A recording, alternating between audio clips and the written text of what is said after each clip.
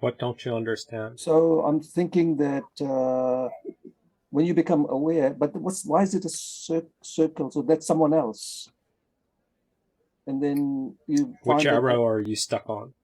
So just above awareness, there's a circle. And then there's an arrow that deflects. I guess that's what it's doing. Okay, so first you get sensation. Sensation, there's an arrow that goes to your border. That's your border. This is your boundary. Yeah. This is your edge of sensory awareness. So yep. When you're in life, let's say you're hungry. So you're hungry and then bam, your sensation says my stomach is grumbling. So your awareness goes to the edge of your physical boundary. And it goes to the edge. Okay? Yep. So when you're hungry, now you want to go search out for potential things in your external world to meet your need. So then you're seeing visions. Visions bounce off your body and bounce off. So you're seeing, you're hearing, you're feeling your external environment, and it bounces off your body because you have to do more. If you're hungry, you just don't think I'm hungry and food comes, right? You have to do something. That's where you have to mobilize. That's the next one. But under sensation, it was desensitization in a block, so I didn't understand that. The squares are how you block the process. So the natural process is sensitization, awareness. And, that's your response. Desensitization is numbing, deflection. All these techniques are blocking the flow.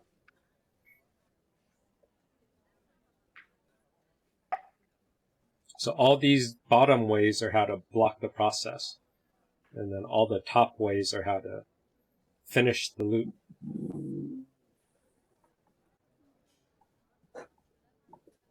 So codependence gets stuck at introjection. So you have an awareness of a need, I'm hungry. Instead of doing something to meet your hunger, you will say, I shouldn't be hungry. Okay. Or it's not time to eat because everybody else isn't eating. And you'll introject something. Or you might not go out and get your food. You could say, tell someone else, Mom, feed me. So you'll project your need to someone else instead of acting on your own hunger need. So in the squares is how we stuff it up. And then instead of meeting your need by going out and exchanging money, you could retroflect them. You could say, I'm hungry about hungry. You could try to create some internal loop. Or you could say, I'm hungry and that's bad, so I'll hit myself. So that's retroflect. And then instead of getting your hunger needs met and assimilating and feeling satisfied, you can create a story like, I hit myself and didn't eat, I'm a good person. Look how great I am, I'm on a diet. And then you can, if you ate, then you can now say, I'm done, I'm satisfied, now I can let go of hunger. But since you didn't deal with hunger, now you're enmeshed with the new idea of confluence. So now you and hunger you are on an ascetic diet and you are a higher person because you didn't meet your need for hunger. It's more sublime. Wow. But this is in an arc style, and then the other chart is in a circle style. Okay.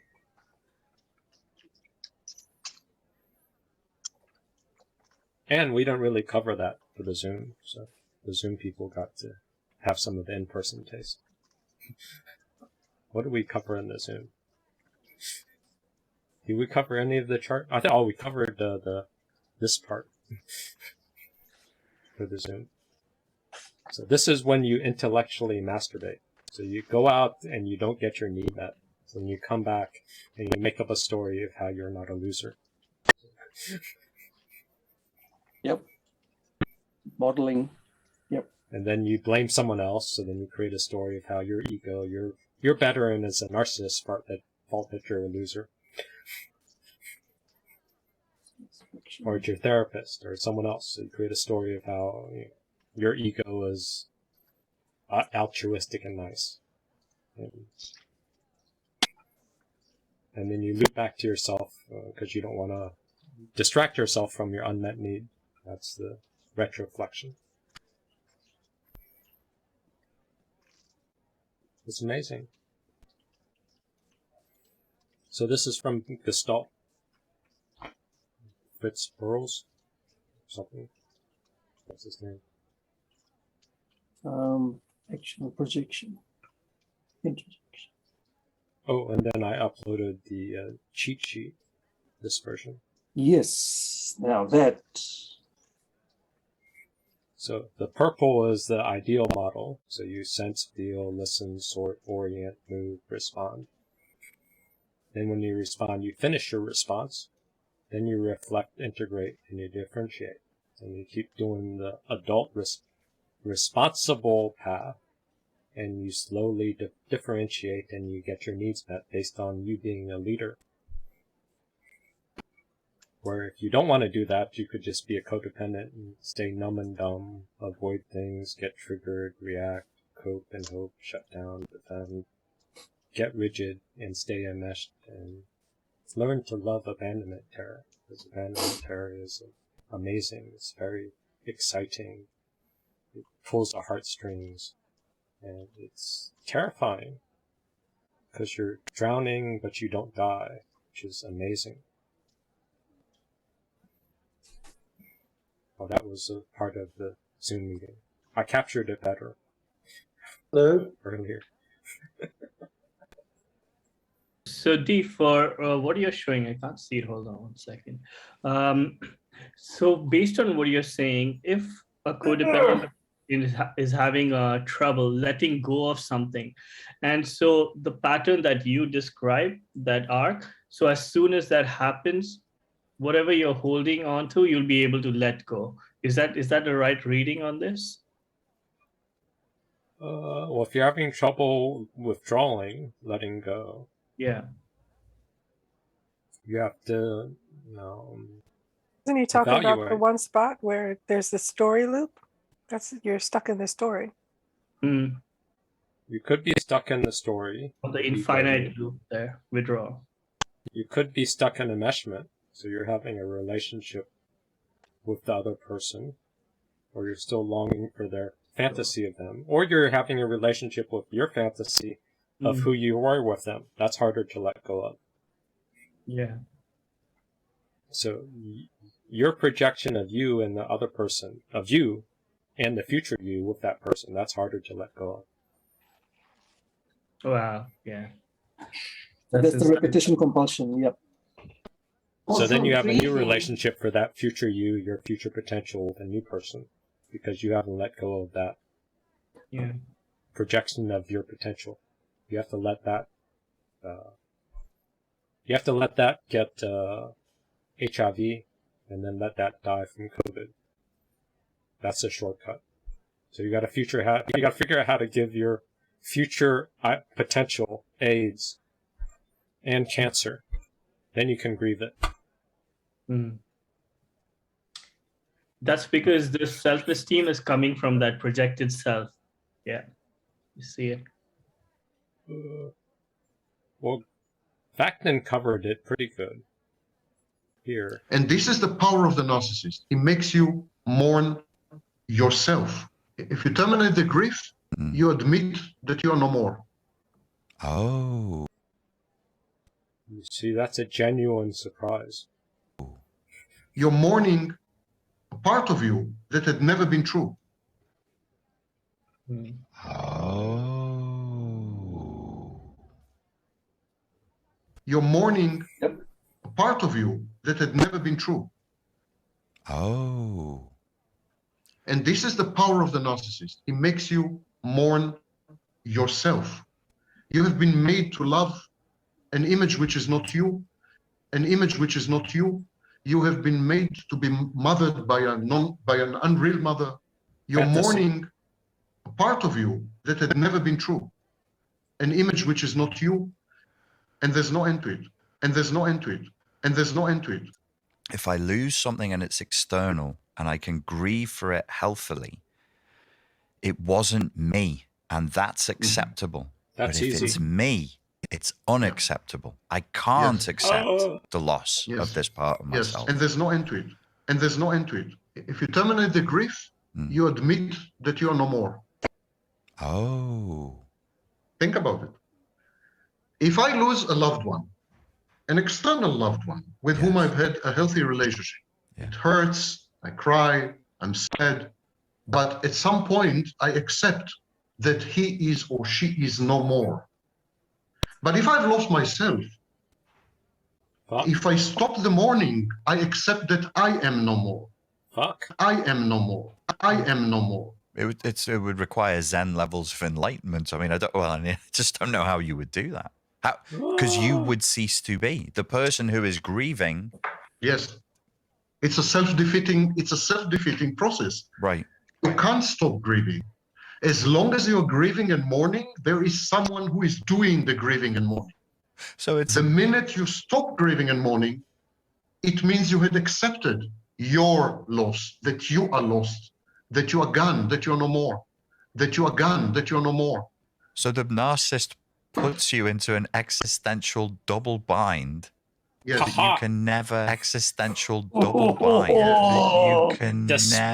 never existential double bind. Yes. That you can never Ever. Yes, extricate Never. yourself from. existential You can never double extricate yourself bind. from.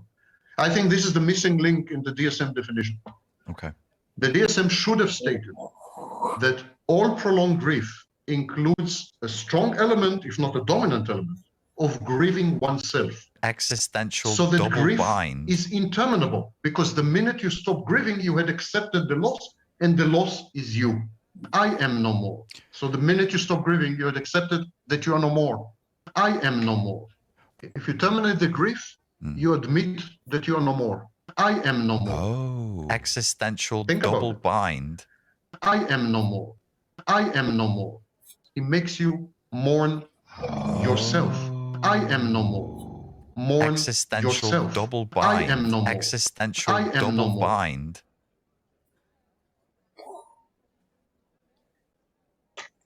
Were you That was expecting so good the way you did that, Surah. Phew, that was like, ooh.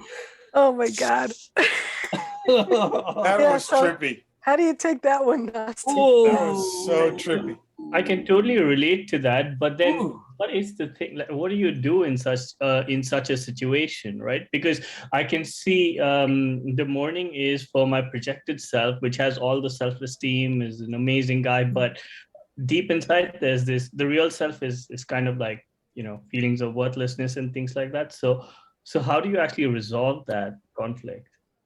And like hurt. Sometimes human beings have to just sit in one place and like hurt and like hurt. Sometimes human beings because The pain makes him wake up. The pain makes him wake up. The pain.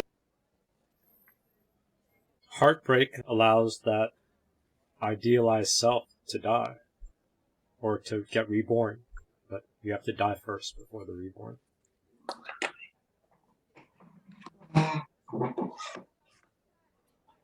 Because you can recover and bring that old self back into zombie life. And then you'll repeat repetition compulsion. So that's why I'm recommending you go to SLAW and start get out of the musical chairs, at least for now. So dump somebody so you feel good. And then you can do a couple more repetition compulsions. And then you can revisit your pain. No need to do it now.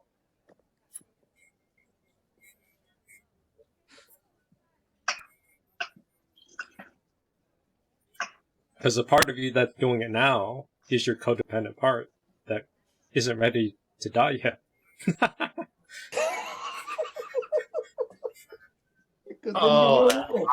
You evil little bastard. I've got so much pain in my stomach, eh? Like,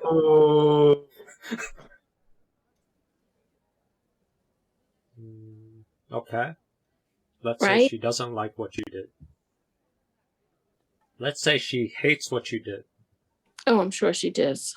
Let's say she hated what you did so much that she drew a picture of your face and threw darts at it and stabbed it like crazy, and then was like thinking how horrible you were for 5 hours in a day because she read your text and was so disruptive. She was hunched over her cauldron casting spells for hours. Yeah. How does that change anything for you? For this situation? 'Cause you didn't- Nothing. Yeah. Nothing. But it was just getting used to the feeling, like you said, of being, for me, That's the I thought it used to was the selfish feeling of of- being different. Yeah, We call exactly. that selfish. We could also call that differentiation. Yeah. Yeah, because then the other voice said to me, Your challenge. inside, it said, I didn't ask her a question. I only stated something. So there's really no response needed. You are challenging her very You're still in existence the by doing this because she's not used to it. Fabulous. No. But it's me gonna sitting feel with the weird. uncomfortability. Yeah. not being enmeshed. It's going to be weird not It's the double enmeshment. checking. Yes. Oh, Differentiation feels So, foreign. You normally go, hey sis, do you think we should do this? And I'm thinking about that. And no, you just went and did it. no, because she wanted me to be the executrix, she said. And then 2 days later, she said, no, I want to be the executrix. So I just went ahead and did this because this had to be done. This was crucial because it's going to take a long time. So I just went ahead and did it and then told her after the fact. Well, didn't call her either. I didn't even call her. Usually I would call her. I just sent her a text message. That At is the same time, she could be distracted. She's super pissed. You think that she's just moving on, but she could be trying to stay busy to cover up the grief and disruption. So your little thing here might be an annoyance, but she's just as distracted and whatever caught up in her life, just like you are post-grief. She might not be focused on the grieving loss part, but she'll be focused on something else because it's a disruption in the family system, whether or not she emotionally acknowledges it. It's, Arguably, she's trying to avoid any grief, so that could be part of it too. Yeah, but it was me sitting with it. It was me doing things differently and not calling her first to get the approval, to get approval first. I didn't ask her approval. I just went ahead and did something and then texted her to tell her, not even calling her. I didn't even give her the lawyer's name, nothing. I tried to keep it as curt and short as possible. Precise, concise, and you don't need to negotiate because she had it's not her business to manage this. She could have jumped in earlier if she had a problem. She didn't. So she didn't. Going forward. Completely unemotional, businesslike, and to the point. Right. That's what I try to, right, because, but it's sitting with what the newness is. Where in the old day, I would have labeled this as selfish, like, how would you do, or cold, how could you do something like that? But it's more of a survival technique, I guess. It's more of just, I don't need to overdo things. I can do things simple and then let it go. Separating is cold. It is cold. Okay. Separation is cold. At first, feels like it's cold. It does. That's being a separate individual. That's separation. It has wow, that is true. Lack of enmeshment. That's normal, or it seems normal. Yeah, that's good. Right. Separation is cold. Yeah. It will appear cold versus the overly enmeshed, loving, fake safetyism smothering. If you're used to that if that's your norm, separation is going to feel cold, distant, non-caring. Yeah, that's how it feels. her problem is you, your problem is me. Boundary between me and you is your difference. Right. But it does feel odd to a codependent. It just does. Fill it with ice cream. Feels yuck. Or chocolate. Or slaw meetings. That's going to be today's tip. Ooh, giving me ideas. So I'm noticing, Debbie, you're noticing how things have changed for you in the last 6 months or a year. And it's like you use the word muscle, building the muscle. Whether it's fully ready to combat is a different thing, but it's still building. It's building a muscle, right? Yeah. And getting used to the feeling. Yeah. Live with the yuckiness a bit more. Yeah. And sitting with it. Yeah. That was very insightful, Deep, what you said around individuation. Non-enmeshment feels like separation cold.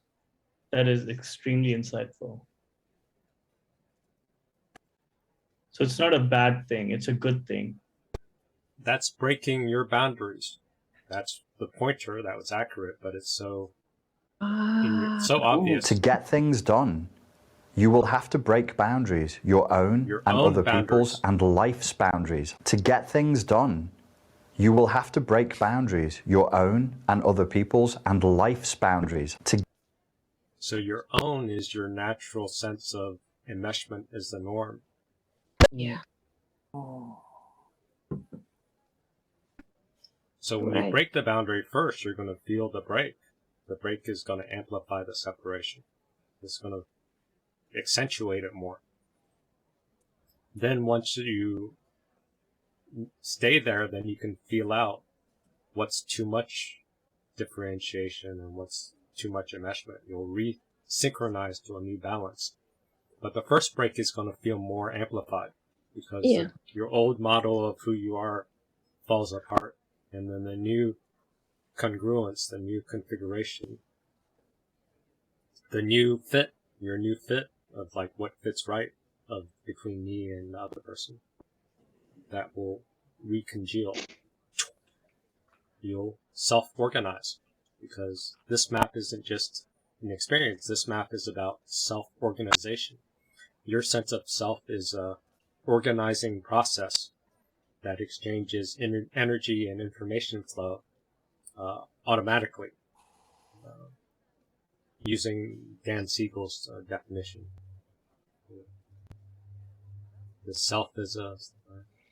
The mind is a self-organizing process that exchanges information and energy flow. So the self-organizing process is the opposite of entropy. So there's a natural balance, congruence, homeostasis mechanism. So once you break a boundary or test a boundary, you'll have a natural homeostasis to recongeal into your wholeness.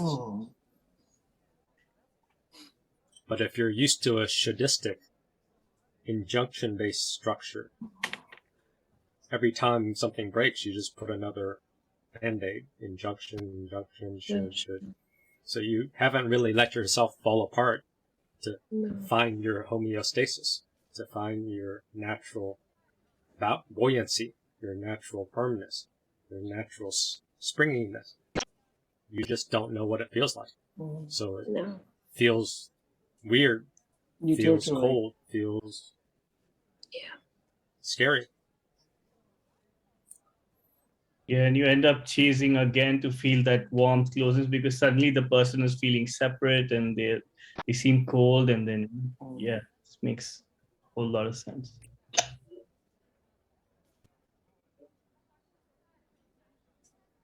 When you write that differentiate, can you unpack that a little bit more? I'm not able to capture that. What do you mean by that? Differentiate? Yep. You bring to your awareness how you're different. Or it's after the loop. Okay, so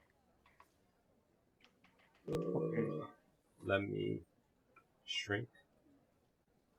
So this is a complete experience, and we go through this loop through all kinds of different needs we meet and interactions, and we're going through the loop now. And so you start out with your senses, and then your senses can go to your feelings and emotions and your interactions with your environment or with other people. So that's where you listen. This is really small. Any chance you could just blow it up on the part we are on? Yeah, thank you. Yes. So you start at senses, then you get your feelings, and then you listen. So you listen to other person or you read your environment. You have to take in awareness. So awareness is paying attention. Soak in what's happening. As you soak in what's happening, you need to now prioritize what you're paying attention to. That's sorting things out, which is important. Am I trying to build a bridge with Pankaj right now, or am I trying to build a bridge with Holly, who might not be paying attention, or am I talking to Kurt toxicity? No, I want to sort it out to try to... Pankaj asked a question about this chart, so I need to listen and sort it out and be in contact and attend to Pankaj. Okay?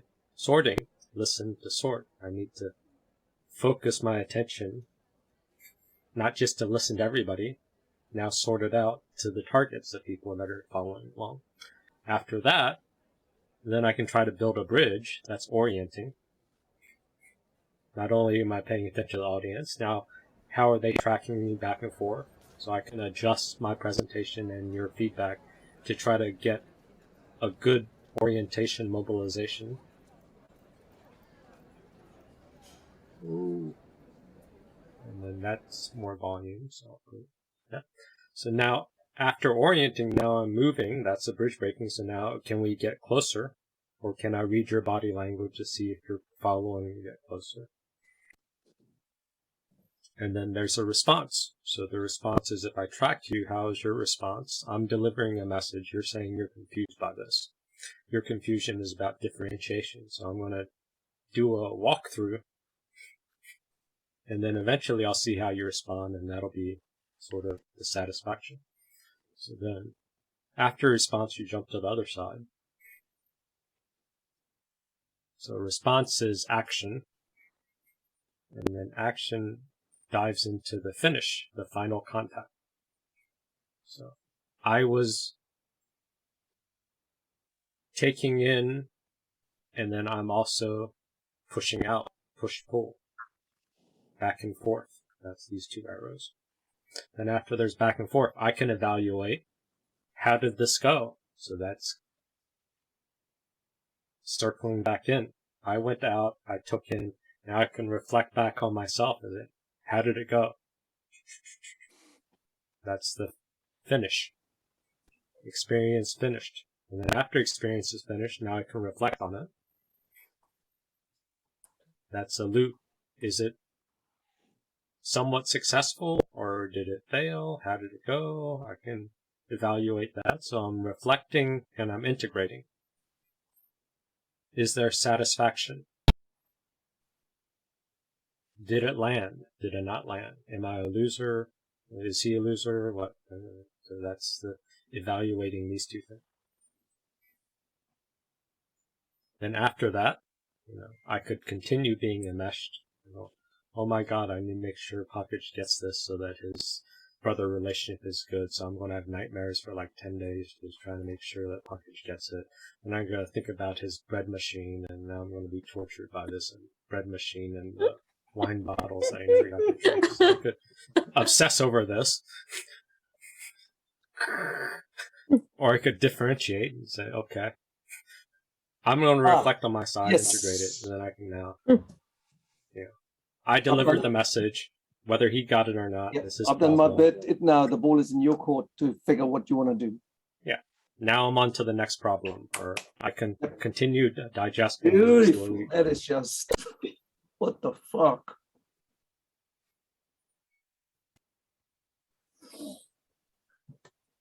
And that's the place. It's none of my business. It's not none of my concern at that place. In a way. You have to sort out and stuff that's. It's not my concern. It's not my concern. It's not my concern. It's not my concern. That's your problem. That's your problem. That's your. Just feeling really attacked right now. Feeling really attacked right now. Just feeling really attacked. That is fucking terrifying. That is fucking terrifying. There is no situation in which dehumanization is okay. There is no situation in which dehumanization. Boundaries are the realization where I stop and you begin. That's I all. stop and you begin. It's I that stop simple. and you begin.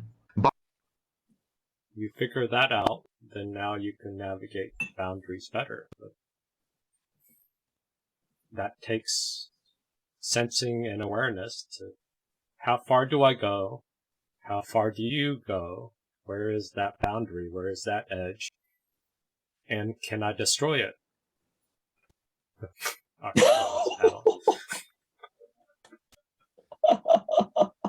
After all that, destroy the bridge. Can I put dynamite at the boundary? Get entertained. Oh man, this is just too good.